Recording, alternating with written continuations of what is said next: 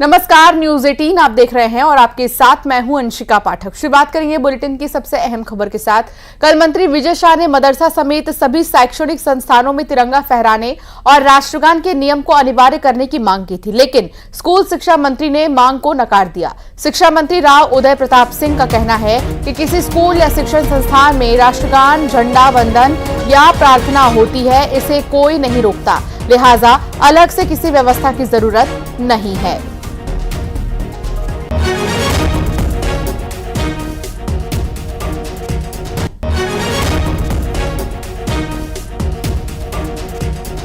तो मंत्री विजय शाह की मांग को नकारा गया है और शिक्षा मंत्री राव उदय प्रताप ने नकार दिया है इस मांग को। राष्ट्रगान की मांग उठी थी और कहा कि अलग से व्यवस्था की जरूरत नहीं है, राष्ट्रगान, झंडा वंदन को अनिवार्य करने की मांग की गई थी।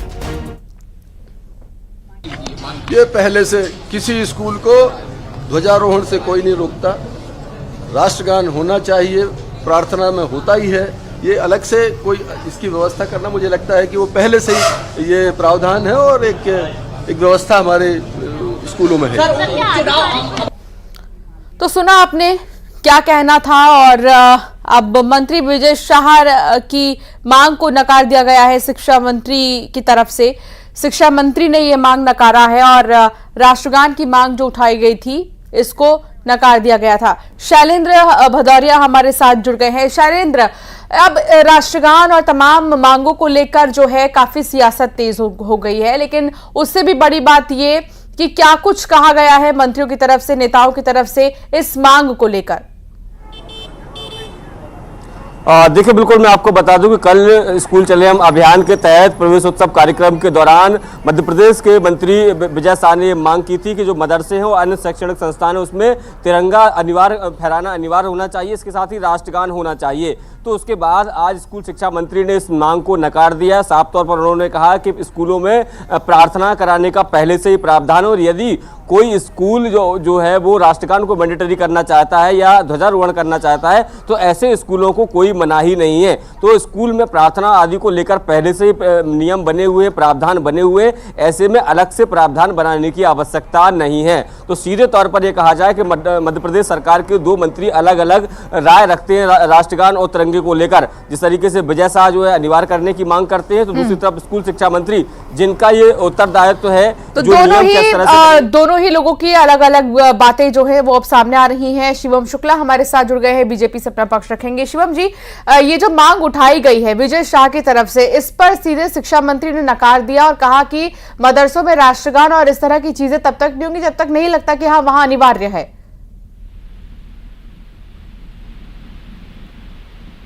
शिवम जी, आप तक आवाज आ रही है?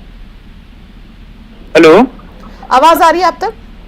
जी मैडम, सवाल दोहरा दीजिएगा प्लीज। सवाल ये कि राष्ट्रगान को लेकर विजय शाह की तरफ से मांग उठाई गई थी कि सभी स्कूलों में राष्ट्रगान और झंडा ये सारी चीजें हो मदरसों में, लेकिन अब इस मांग को नकार दिया गया है शिक्षा मंत्री की तरफ से। क्या कहेंगे, क्या कमेंट आपका इस पर?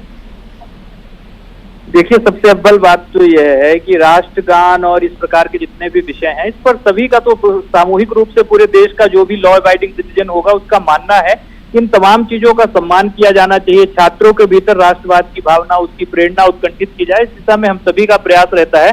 सरकार के रूप में हम इसे ऑब्लिगेटरी न करते हुए हमारा प्रयास है कि ज्यादा से ज्यादा मदरसों की भी मॉनिटरिंग की जा सके और छात्रों को कहीं न कहीं उस दिशा में प्रेरित किया जा सके कि वह राष्ट्र के बारे में सम्मान पूर्वक भावना रखे, राष्ट्र का सम्मान करे, राष्ट्रगीत का सम्मान करे, इस प्रकार से झंडा वंदन का सम्मान करे, और यह तमाम चीजें उन छात्रों के भीतर उत्कंठित की जाएं जो आने वाले वक्त में एक मजबूत और सशक्त राष्ट्र निर्माण में अपने हिस्से की भूमिका निभा सकें। और उसी दृष्टिकोण के साथ हम आगे बढ़ रहे हैं। हमारी सरकार का पुरजोर प्रयत्न है कि यह तमाम चीजें छात्रों पर थोपने के बजाय एक सिस्टमेटिक ढंग से, एक कल्चरल पर्सपेक्टिव से इनको उनके ऊपर इम्प्लीमेंट किया जाए, और उसी दिशा में सरकार आगे भी बढ़ेगी।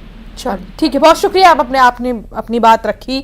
बहुत शुक्रिया शैलेंद्र आपका भी जानकारी साझा करने के लिए। पन्ना की भी बात करेंगे, आगे बढ़ेंगे खबरों में और बात करेंगे पन्ना की, जहां डीजल चोरी के शक में कर्मचारी की पिटाई की गई है। घटना का वीडियो सोशल मीडिया पर वायरल हो रहा है। कंपनी के बाउंसरों ने पिटाई की है। पिटाई से कर्मचारी बेहोश हो गए हैं। होश में आने के बाद फिर से पिटाई की गई है।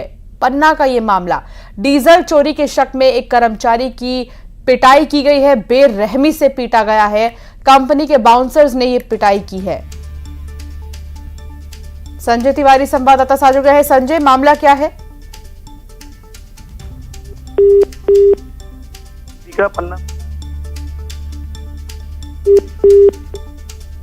विवाद सामने आता है तो कभी कोई भी चीज को लेकर विवाद सामने आता है। ये जो मामला हुआ है, यह 2 दिन पूर्व एक कर्मचारी है वहां पर ब्रजेश प्रजापति करके, जो कि वहां पे अपने आपको उसका कहना है कि मैं पानी लेकर आ रहा था, तभी कंपनी के जो बाउंसर हैं वो आ गए और बोले तूने डीजल की चोरी करी है, और उसको बेरहमी से पीटा है। जैसे कि दर्शक विजुअल में देख पा रहे होंगे किस तरीके से उसकी पिटाई की है। और इन वीडियो पूरा तो बना नहीं पाते लोग, जिसने ही बनाया है वो एकदम छिपा के बनाया है, इस वजह से उसको निर्वस्त्र करके भी पीटा गया है। और पीटने के बाद उसके ऊपर जो गुम्मे बोलते हैं, जो कैंटेनर बोलते हैं, उन कैंटेनरों को भी ऊपर रखा गया है, रीनू उसके बॉडी के ऊपर, और पिटाई की है। फिर वो उसकी शिकायत उसने वहां के थाना अमानगंज में भी और